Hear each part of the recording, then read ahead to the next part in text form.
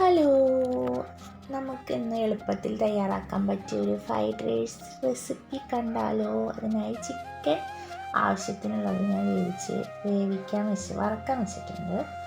പിന്നെ അതേ റൈസ് വേവിച്ച് വെച്ചിട്ടുണ്ട്. ആവശ്യത്തിനുള്ള വെജിറ്റബിൾസ് അരിഞ്ഞ് വെച്ചിട്ടുണ്ട് കേട്ടോ.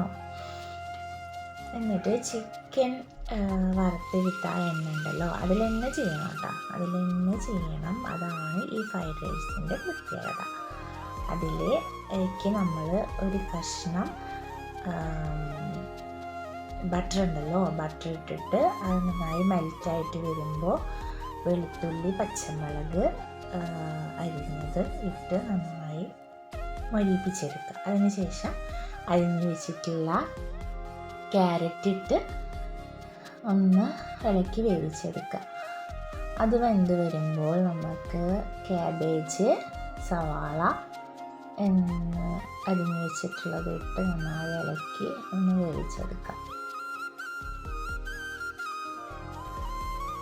ആവശ്യത്തിന് ഉപ്പ് ഇട്ട് കൊടുക്കാം കേട്ടോ. വെജിറ്റബിൾസിലേക്ക് പിടിക്കും. ആവശ്യത്തിന് ഉപ്പ് എന്ന് വെച്ച് കഴിഞ്ഞാൽ കുറച്ച് ഇടാവോ. നമ്മൾ റൈസിൽ ഉപ്പിട്ടിട്ടാണ് വേവിച്ചിട്ടുള്ളത്.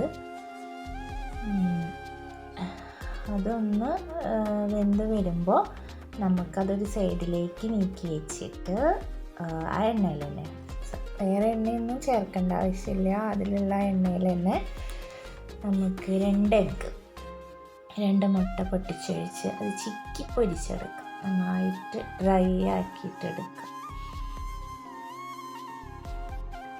മുട്ട നന്നായിട്ട് വെന്ത് വന്നിട്ടുണ്ട് കേട്ടോ.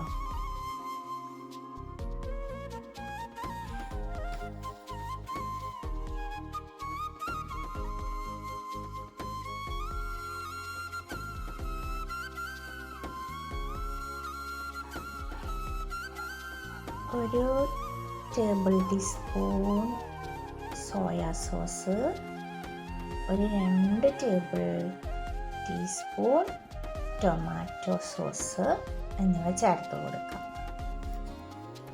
എന്നിട്ട് നന്നായി ഇളക്കി മറിച്ച് യോജിപ്പിച്ചെടുക്കുക.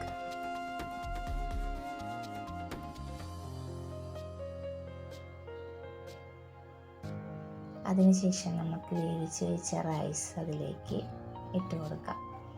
നന്നായി ഇളക്കി ആ എണ്ണയും അതിലുള്ള മുട്ട, വെജിറ്റബിൾസ് എല്ലാം മിക്സ് ആക്കിയിട്ട് എടുക്കുക റൈസിൽ. അതിനുശേഷം ഒരു സ്വല്പം ഗരം മസാല, പിന്നെ നമ്മൾ ഇന്ന് വേവിച്ച് വെച്ചിട്ടുള്ള ചിക്കൻ ഉണ്ടല്ലോ, അതിങ്ങനെ കുഞ്ഞി പീസാക്കിയിട്ട്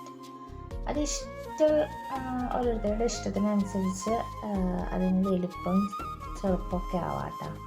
ഞാനിത് കുറച്ച് വലിപ്പത്തിലാണ് ചിക്കൻ കഷ്ണങ്ങളാക്കിയിട്ട് എടുത്തിട്ടുള്ളത്.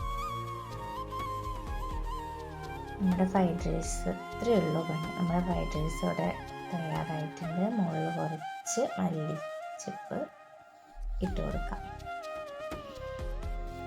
ഇതിൻ്റെ ഹൈലൈറ്റ് എന്ന് പറയുന്നത് നമ്മുടെ ആ ചിക്കൻ പൊരിച്ച എണ്ണയാണ് കേട്ടോ. അതിലൊന്ന് ചെയ്യുമ്പോഴാണ് ഇതിൻ്റെ ഒരു ടേസ്റ്റ് എന്ന് പറയുന്നത് ഒരു വേറെ ലെവൽ. സാധാ ഫ്രൈഡ് റൈസ് പോലെയല്ല, എന്നാൽ നല്ല രുചിയാണ് കഴിക്കാൻ. ഈ രീതിക്ക് ഒന്നുണ്ടാക്കി നോക്കുക. എല്ലാവരും ഇഷ്ടപ്പെടും തീർച്ചയായും.